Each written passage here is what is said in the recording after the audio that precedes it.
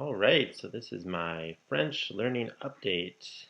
I think I'm at 1 year and 9 months for immersion-based learning methods, but 2 years and 9 months total. And that's not counting 5 years of high school French and 4 years of elementary French. So it's been a long time, but I really only counted, I guess, 2 years and 9 months, but I feel like most of my learning has come in the last year and 9 months. Anyways, so let's talk a little bit about kind of what I've been doing and kind of what my level is and how much I've done, and just kind of sort of use this as a language learning journal, just to kind of share what it was like at this point in the journey, and if it's helpful for other people, that's great. And yeah, so let's take a look kind of like what I've done. I'll, like before, I'll break it down in terms of listening, reading, and Anki. I haven't done any output, in case you're wondering, so I won't be talking about that, but I'm sure I'll on the fly talk about my general thoughts of language learning as we go. But I didn't have any notes prepared for this or anything like that. I'm just gonna do it on the fly because why not? So, how much listening have I done total? So currently I am at 1,079 hours of active listening.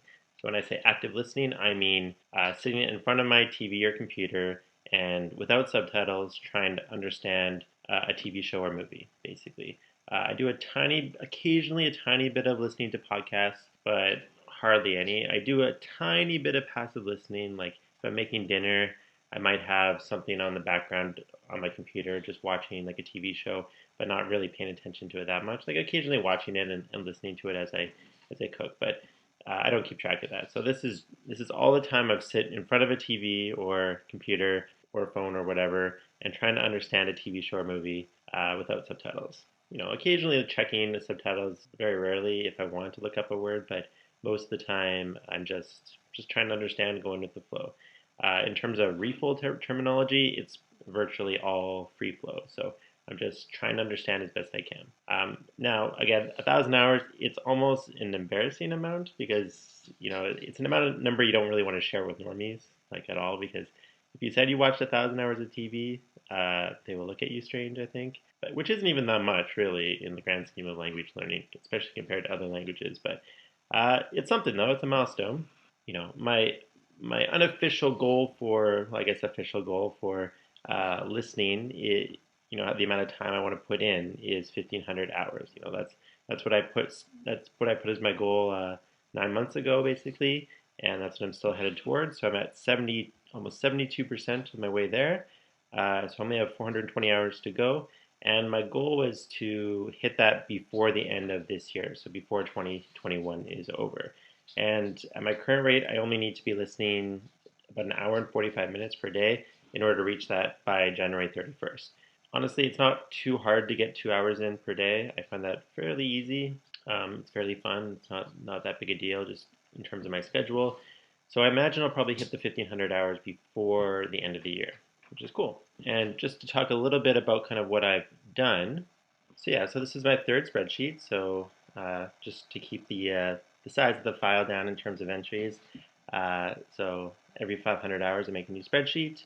And just the way I organize it, I kind of list movies sort of as this own sort of category here, and then TV shows sort of underneath it. It just makes it easier for me personally to input the numbers quickly because I don't want to spend too much time typing stuff in. I just find it easier to organize this way. Plus, it makes it easier to see kind of what I've done in terms of movies versus TV shows. One thing I've done a lot of so one thing I've tried to do a lot more of lately is watch more French films, like originally in French. The idea is that I really want to make French sort of a part of my life. It's not just a grind, but it's something, it's specifically French culture, and eventually Quebecois culture, of course, as well. Eventually, as part of my life, like that it's something that's important. And I realized probably sometime before 1,000 hours, somewhere between 750 and 1,000 hours, that the average film, I generally can understand the story without subtitles while watching it, which is great. And that it's not too painful. There's definitely movies that are painful, and some of these movies that I've seen are pretty painful to watch. Like either I didn't like them very much, or just some of the dialogue was very challenging. For example, La Haine. The first half was definitely very challenging. There was think there's at least one scene where I didn't understand a single thing this one person said. But by the halfway point, the dialogue wasn't too bad, and I could understand most things people were saying without subtitles, which is cool. But I would say like that was an example of a movie that was more of a challenge to watch. But other movies, like again, we're talking about the ability to watch it and follow the plot relatively comfortably, meaning like it's not like there are movies where you can follow the plot, but it's quite painful to really like try and get what you can to follow the story. To follow the story comfortably, but still missing a bunch of stuff, a bunch of details. So most of these, I would say weren't very many where I found it tough to follow the story. Probably the ones that were the hardest were the ones that were like more artistic, like for example Alphaville or Jules et Jim. Jules et Jim. I'm not sure how to pronounce it. Those are kind of artsy new wave French films, which I found, I looked it up a little bit later, like kind of a summary of them, and I think I understand them mostly okay, but they were pretty tough. They were very artsy and a bit of a challenge. Whereas other ones like Diabolique, which is a movie I think from the 1950s, it's about these two women who conspired to kill this man. I thought it wasn't too bad actually in terms of the dialogue. Relatively, I mean, again, not 100% comprehension, but it wasn't too much of a stretch to understand the plot. Tons of the dialogue I could understand, more or less perfectly. But again, it's still missing lots though. Still, it's not 100% perfection by any means, that's for sure. Again, it's interesting. One thing I've realized is that, there are hard movies and there are difficult movies in terms of understanding stuff. Like, which makes sense. But in my head before, movies were always like the hardest thing to ever be able to immerse with because I don't know. I guess I just assumed they were, and that was kind of my experience before. But I think once you kind of get past sort of a hump, it's not any more difficult than TV shows or even animated films because there are hard animated movies and there are easy animated films. There are hard live action films. There are very relatively easy live action films. For example, Beauty and the Beast was not too bad. Au revoir les enfants was not too bad. La Boum was not too bad. I mean, there were some hard parts, but not too bad. But of course, there are other ones that were super hard. Like, actually, this one, Le Professionnel, I watched not too long ago. I didn't like it very much. I thought it was kind of a pretty bad movie, honestly, even though it was, I think, the third highest grossing film in 1981, I believe. I thought it was really bad. Some of the worst action I've ever seen. The hard part was also like the dialogue. Like a lot of the dialogue was like from cops, like police officers, and I find cop dialogue so challenging. It's like a mixture of like they talk fast, they talk kind of mumbly in their mouths, and they use a lot of slang as well. And I don't know, the audio quality is not the greatest either. So I'm not sure what it is, but I feel like cop dialogue for me, it's like up there with like teenage dialogue as well. Like, like how kid dialogue, it like sort of starts easy and then they hit like 14, and then it's like super challenging and comprehension drops. I feel like it's similar with police officers, like and often like movies, like there'll be like politicians and police officers. When the politician talks, not hard at all to understand, or relatively easy at least. And then the police officer talks to his friends, and it's like it's really hard. I found the same thing with Lupin, the TV show. Like some of that cop dialogue, I found very challenging. But yeah, so anyways, it is fun to watch French film and sort of developing my taste with it because again I'm trying to make it learning French is like an authentic experience, something like that actually matters, the media. I'm not just grinding, I'm not just watching things to get better at French, but I'm just authentically interested in. And I wouldn't say I'm entirely there yet. Like there is sort of requires a bit of discipline and a bit of motivation to always try and seek out new movies and stuff. But it is quite interesting. It is quite fun to explore this whole other world that exists. And France produces a lot of movies, like I think 200 to 300 every single year. So you stretch that back 100 years. That's a lot of movies. Even if 10% are only worth watching, that's still 20 a year for 100 years. That's like over 2,000 movies potentially, 4,000 hours of content, and that's just movies. And so there's tons out there. I've only been scratching the surface, honestly. So, but in terms of some of my favorites that I've watched just recently, I think I've watched about 70 altogether. But these are just some of the ones I've watched in the last like month or two. So, Les Yeux Sans Visage is a really cool horror movie. I really liked it. It's about like a surgeon who's a little crazy. It's really great. Les Miserables. It was actually nominated for Best International Film, I think, in 2019. The lost to Parasite, but super great. It's about cops in like outskirt of Paris, I guess, and violent crime in a neighborhood and stuff. It's really really good. It's quite like exciting and intense. The beginning's really hard in terms of the dialogue, but once the action starts going, it's a roller coaster, intense ride. It's really good. Excellent movie. This one is called Raw in English. I think it's called Glave in Grave in French. It's about a vegetarian who goes to, I think, medical school, or I think it's like some kind of prep medical school, and then she's forced to eat meat for the first time, and her animal instincts come out. It's a pretty weird movie, but it's like artsy and violent at the same time. I liked it a lot, though. Really cool. This one, Les Garçons Sauvages, I think it is in French, or The Wild Boys in English. I can understand why people would hate it. It was quite the ride. It's a really really weird movie, but it's about boys who are basically trying to be made civilized by this. Their parents hire this guy to try and civilize them on this deserted island, and halfway. Like the first half of the movie, it seemed like one of the worst movies I'd ever seen in my life. But there's something about the movie that sort of ties it all together by the time you finish the movie.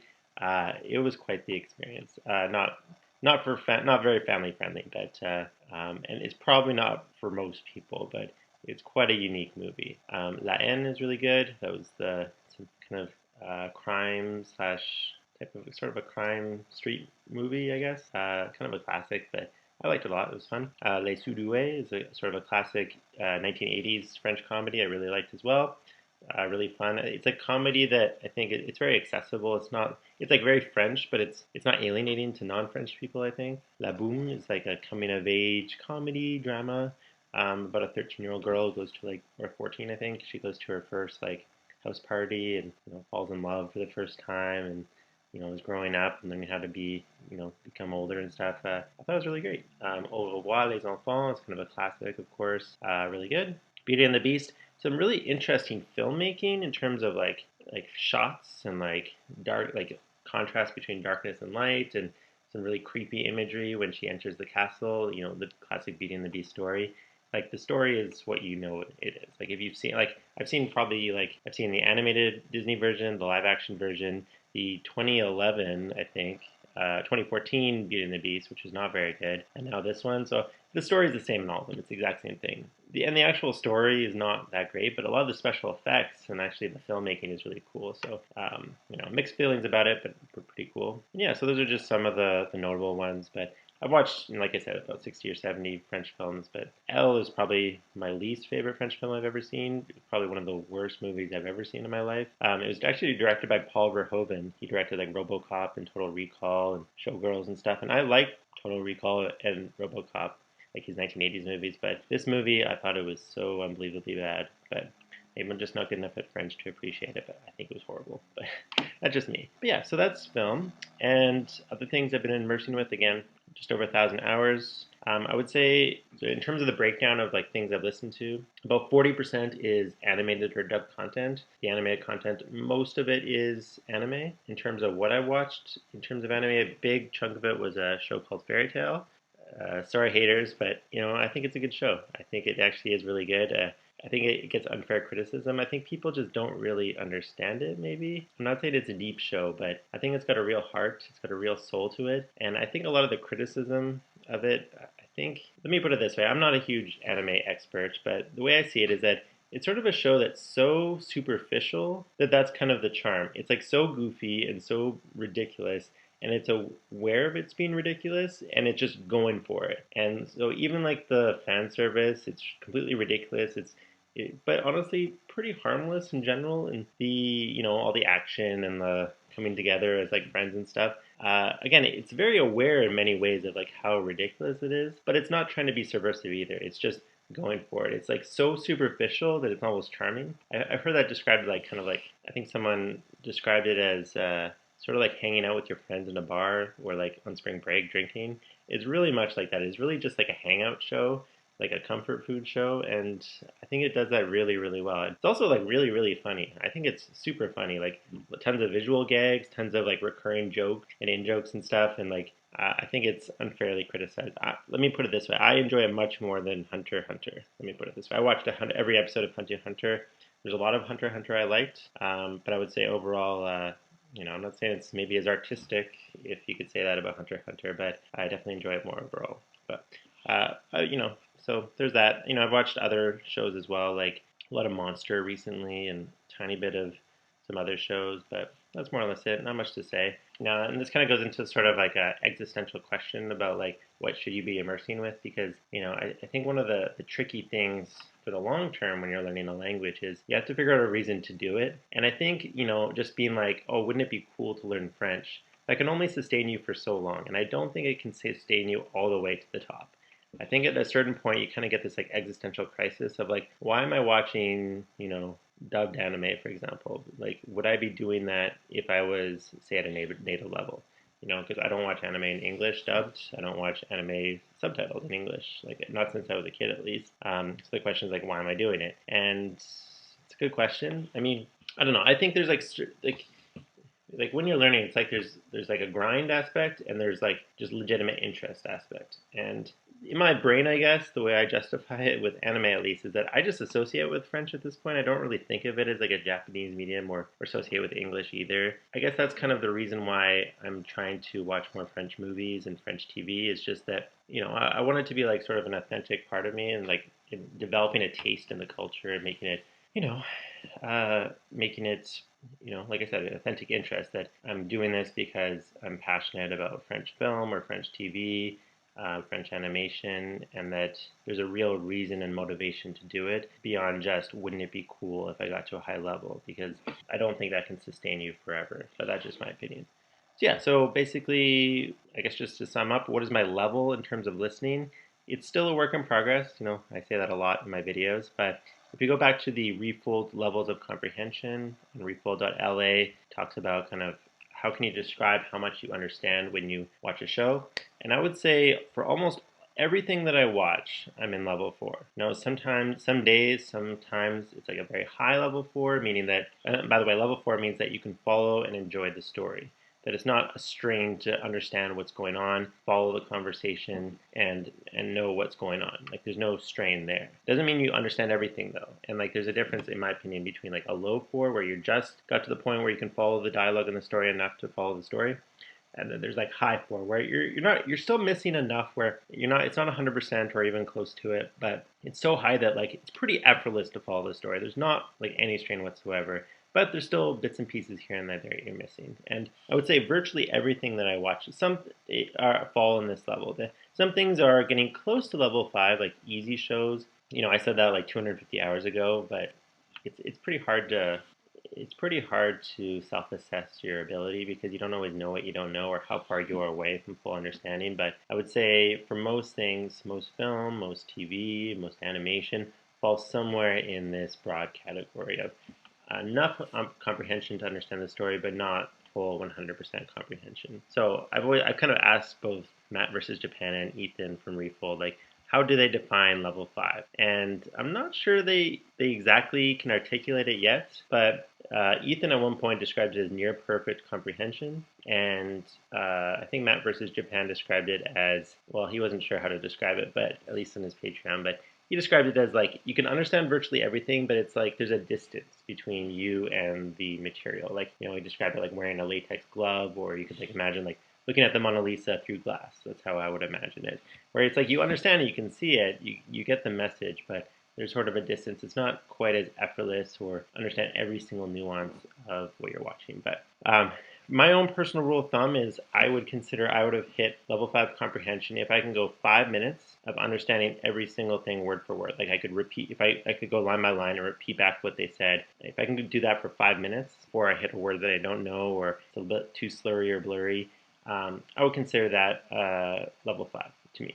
So that means that in like anime, for example, that means you get to miss 4 things total, and I would consider that level 5. I don't know if that's what everyone would consider. Maybe you could drop it down to 2 or 3, but I think that's a reasonable thing. So every hour, maybe 5 or 6 things you miss. So it's like virtually everything, but the occasional thing you're going to miss. To me, is I would consider comfortable.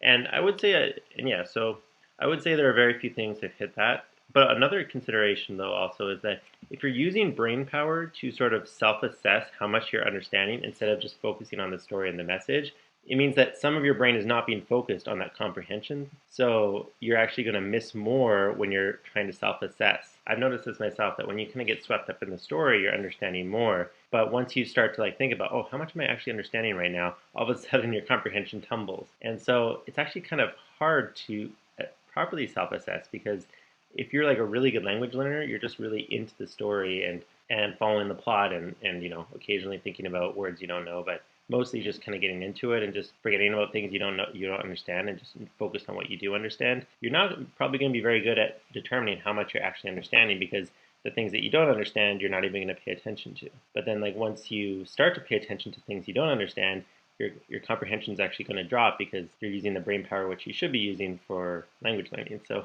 I don't know. I think that's my weird explanation of like perhaps why it can be sometimes tricky to properly assess your comprehension, especially if you're someone who's very, very good at handling ambiguity, because you may not know what you're missing, perhaps, but I don't know. But anyways, long story short, at 1,000 hours, most things I can follow the plot without subtitles, and some things most I can get almost everything, but not quite 100% or near perfect. There's some things that I struggle with, sometimes even drop down to level 3, where I'm just kind of getting the rough gist, but I'm missing too much to really understand the flow of the story. But almost everything is level 4, which is fun, which means that kind of it's sort of the payoff point in a way. Like, I can watch most French films and just understand the story, despite missing quite a lot of things still.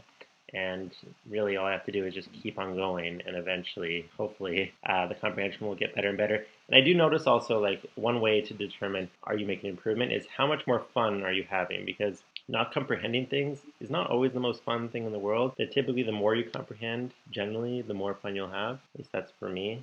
So I do find that I'm having more and more fun immersing, especially when I'm listening, because I can understand a lot more. Yeah, so that's listening. I don't know if that's super helpful, but one I guess last thing is, how long does it take to start understanding? The problem with listening is that it just takes so much time up front before there's a bit of a payoff where you can actually start enjoying what you're doing. It's not just staring at gibberish. Like, you could describe immersion learning as just grinding through gibberish until there's a payoff. And from like talking to people like on Discord, like, what is their experience? How long did it take them to get to a point where they could at least roughly follow the story without subtitles? It seems like for most people, about 300 hours is what you need to understand the story for dubbed easy content, generally. And for like live action, you might start to get that around 500 or 600 hours. And then the more you put in, because that's just like an average, right? So, you start to maybe be able to understand the plot of live action at 500 or 600 hours.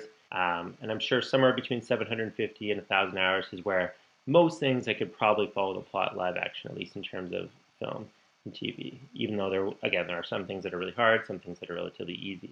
So if you're like earlier in the process trying to think like, man, this is just so hard, like listening comprehension, it's like impossible. For me, like it took me about 300 hours before I was starting to follow the plot of dubbed content more consistently, I would say.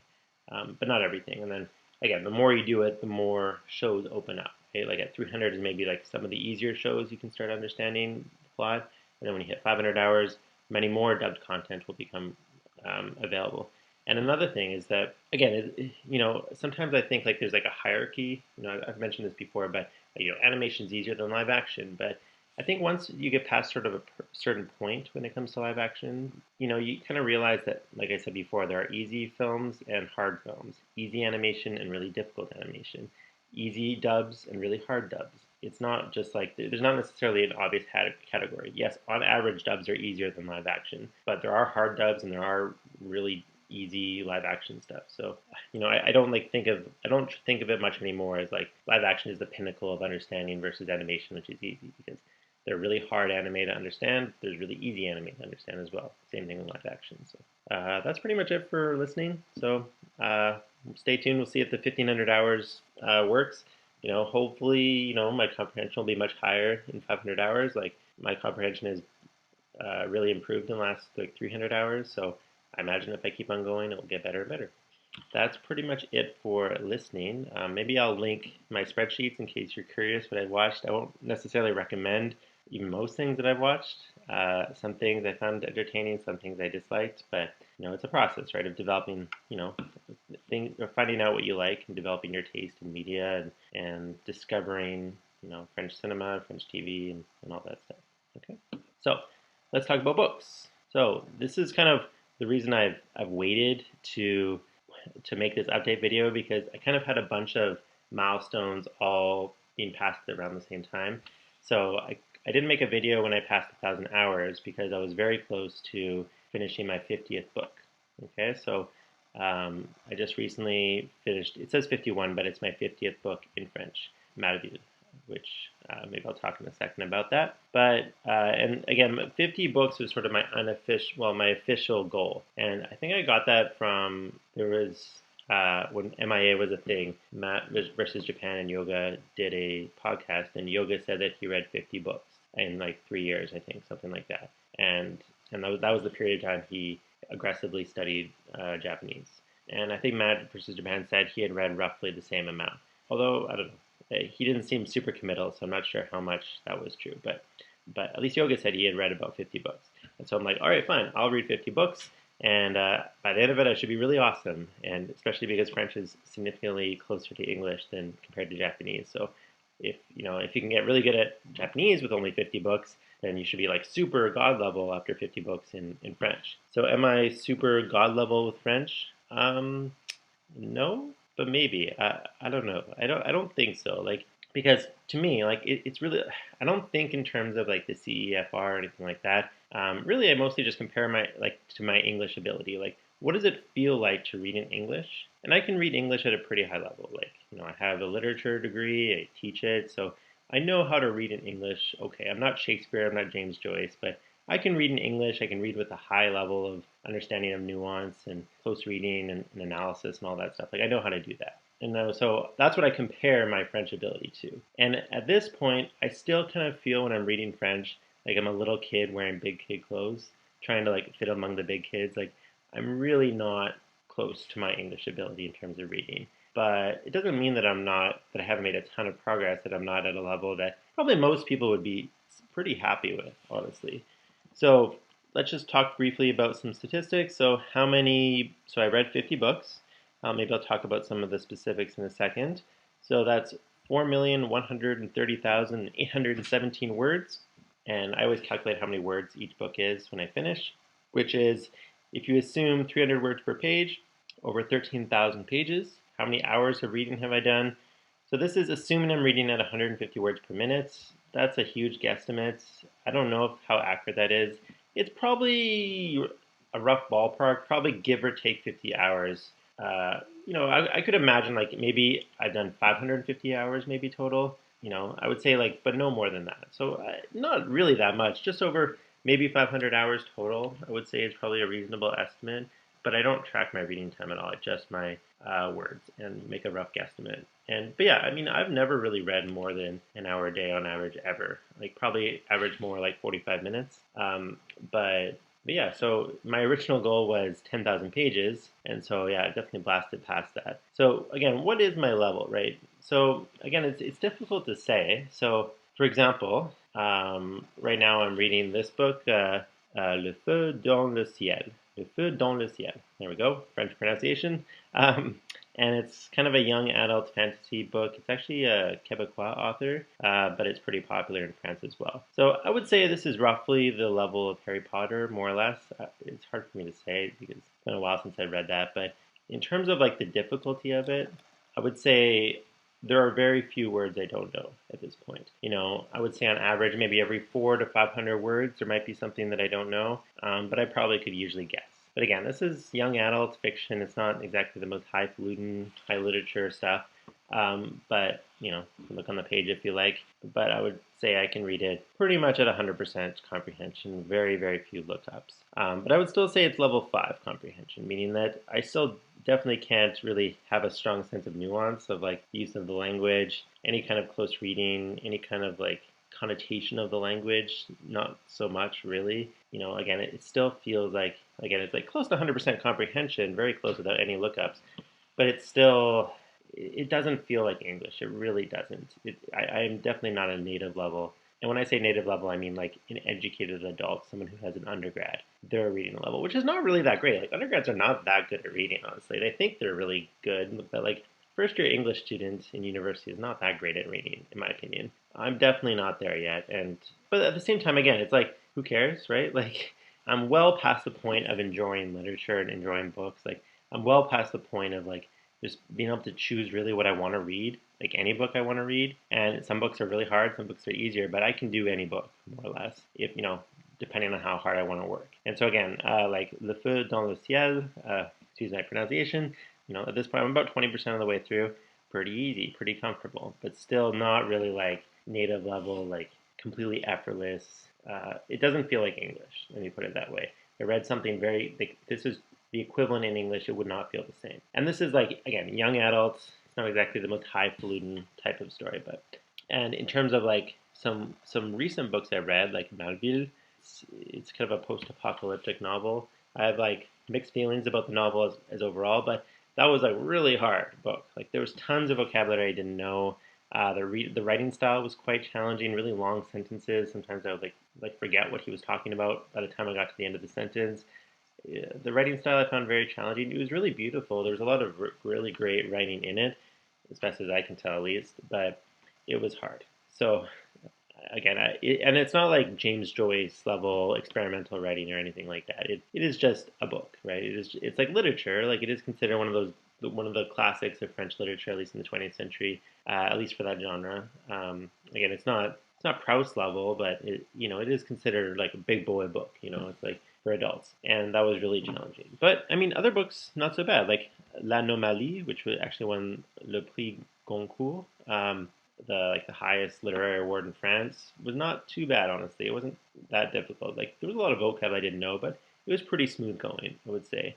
La Nuit des Temps by Barjavel was also like took me a little bit of time to get used to it, but once I got past a quarter of the way through, or maybe even past the halfway point, it was pretty smooth sailing. Like very little vocab I didn't know. I really got used to the style. There's an occasional passage that was a little blurry, but overall really comfortable, really smooth sailing.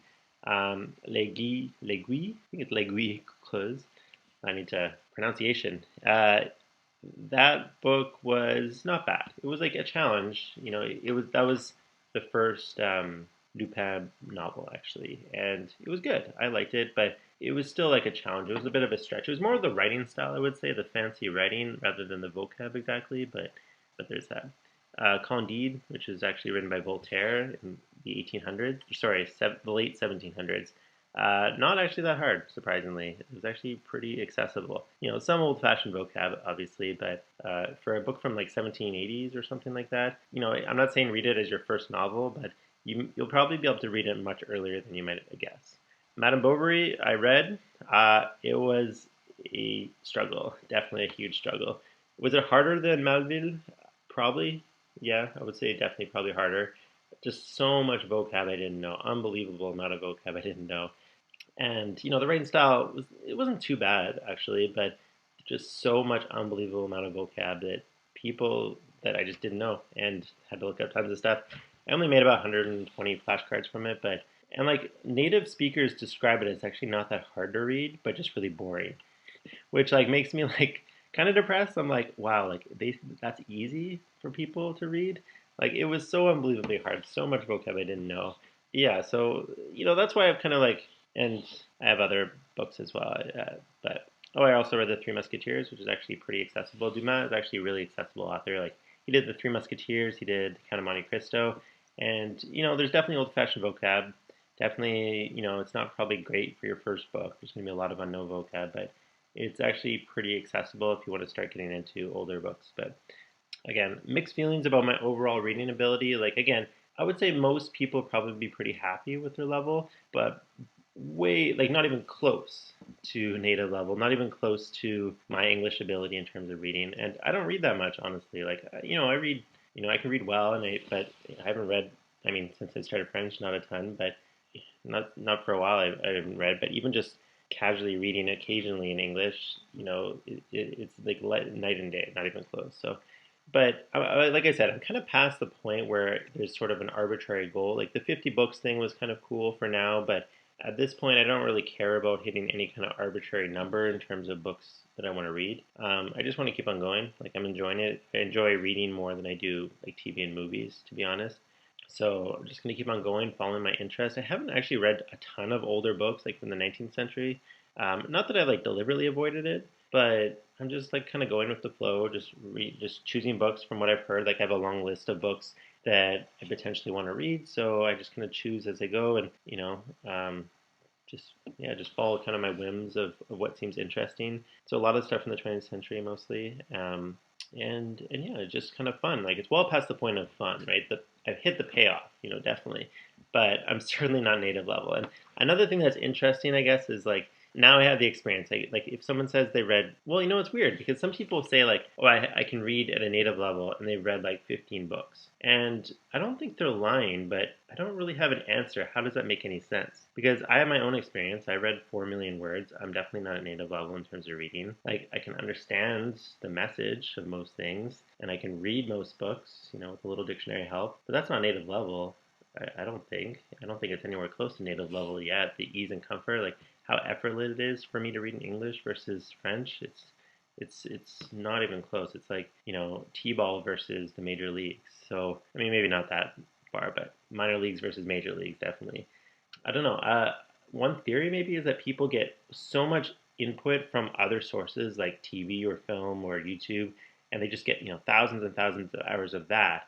So they get like all this language in their head, and then when they read books, they just have to read just enough to get the literary vocabulary and the literary style. Once they have that, then they're golden.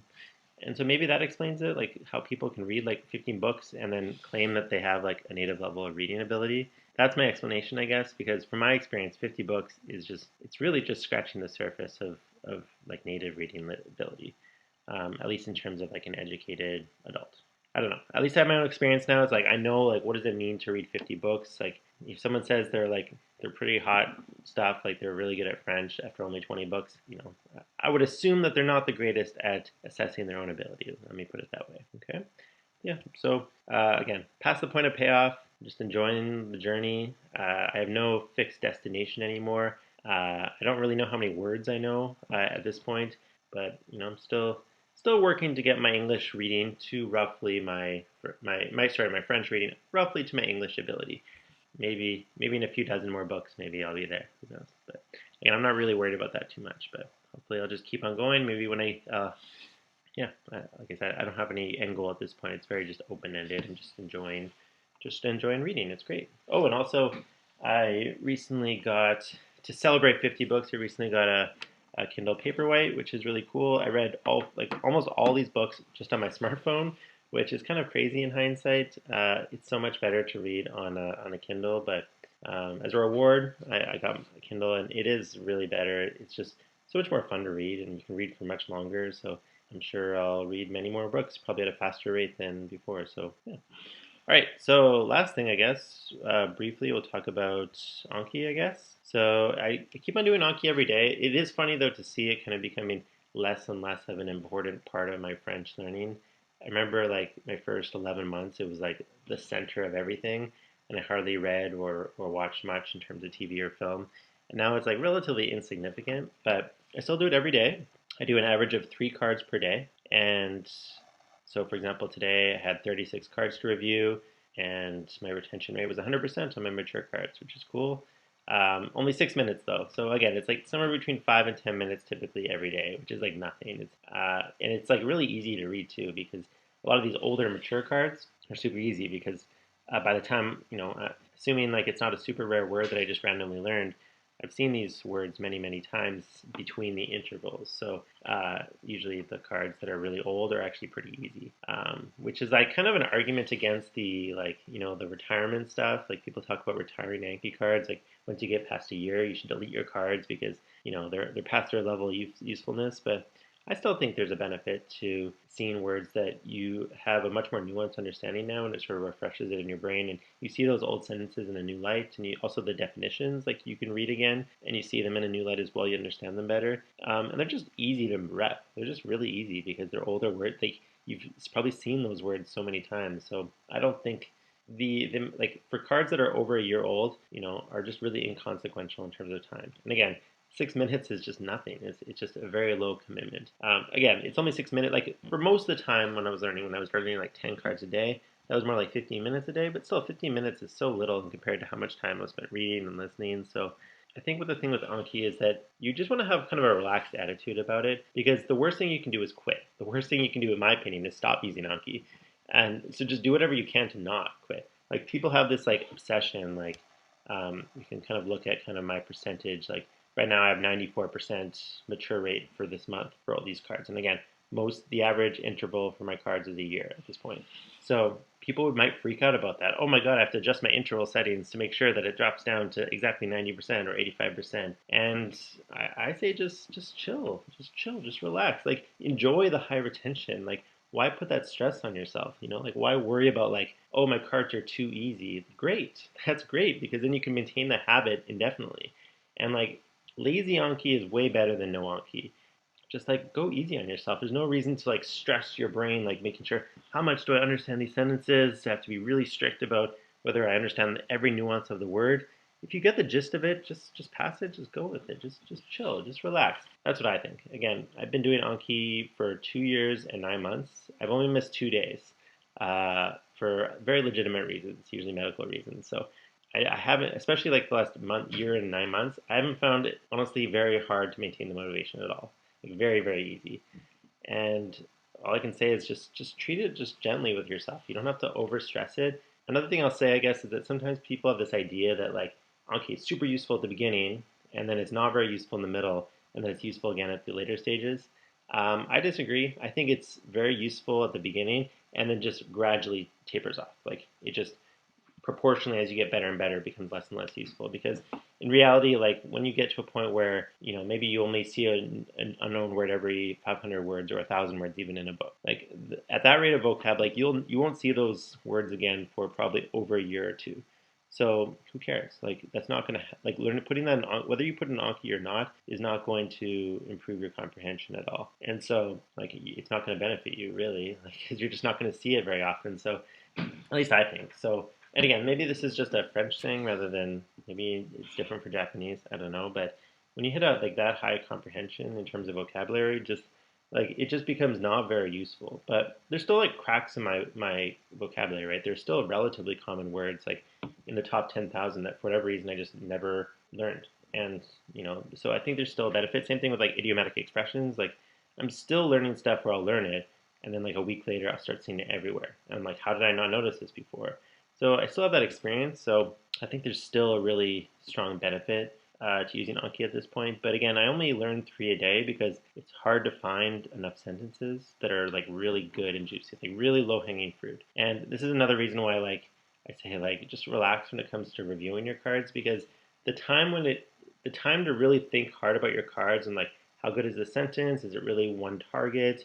Is it a low hanging fruit? Is when you're actually making the card. But if you did your job right, you'll know like if you made a card, it's one target, and so you don't have to stress like, do I understand every single part of the sentence? Like, who cares? Like you've already done the work of figuring out that it's a good sentence.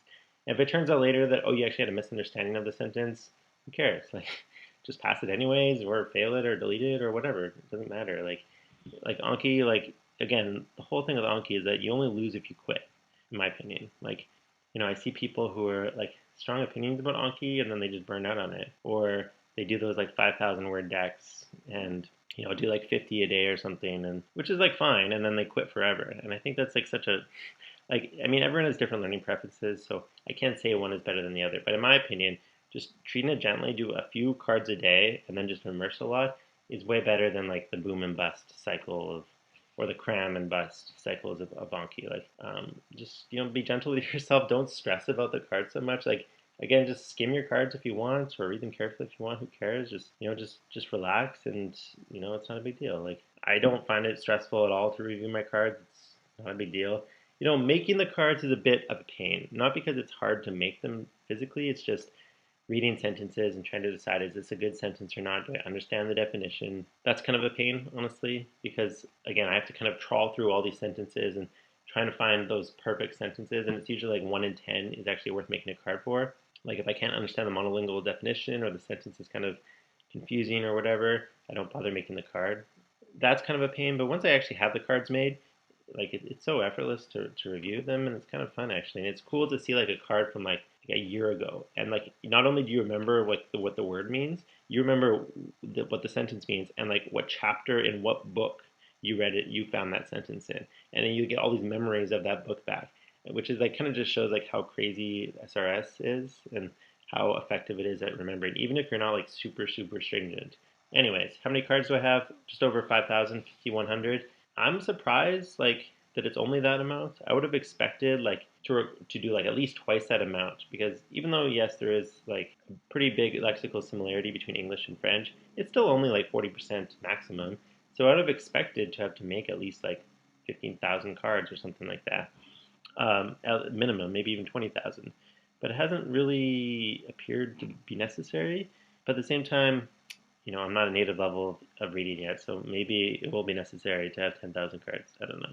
A lot of these cards are also like idioms as well and like just expressions, so not all of them are unique words either. Again, like, so how many words do I know? I have no idea. Most of those like tests you can do online are not super accurate, I don't think. The ones I've seen either like heavily inflate how many words you know or heavily undercount it. So I don't think it's really, let me put it this way. The amount of words I know, it's at a point where it's not really useful to count anymore, but it's not as high as a native speaker, that's for sure. But yeah, so like I said, I don't really have a end game when it comes to Anki.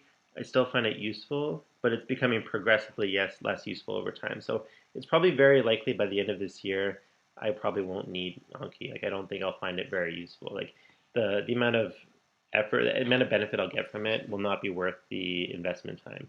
So that's my prediction. But for now, it's pretty effortless to maintain. Doesn't require like literally any motivation. It takes very little time, and it's huge. Still huge benefits. Pretty much where I'm at. Again, this is 1 year and 9 months of immersion learning, so MIA/refold type learning. But then I had 11 months before that where I mostly just did Anki and learned about 3,000 words and read 2 or 3 books and watched like 100 hours of TV. So not super significant, those 11 months in hindsight, plus like 5 years of high school French, which is maybe like 100 hours worth of self-study if you had to add it up, something like that. So that's kind of where I'm at. Again, in terms of output, I'm not super interested, honestly. Like I'm at the point where I don't care about doing things that I don't want to do. I just kind of want to do things that I like. So right now I like to read books and watch movies, and watch anime apparently. So I'm just going to do that. I don't have this kind of overwhelming urge to start communicating. And I know that's different for other people. I know people are like, it's like they're grinding and grinding so they can get to that point where they can talk and write. But I'm not really at that point. I'm really just trying to, again, like cultivate my interest in the French culture and really make it a part of my life.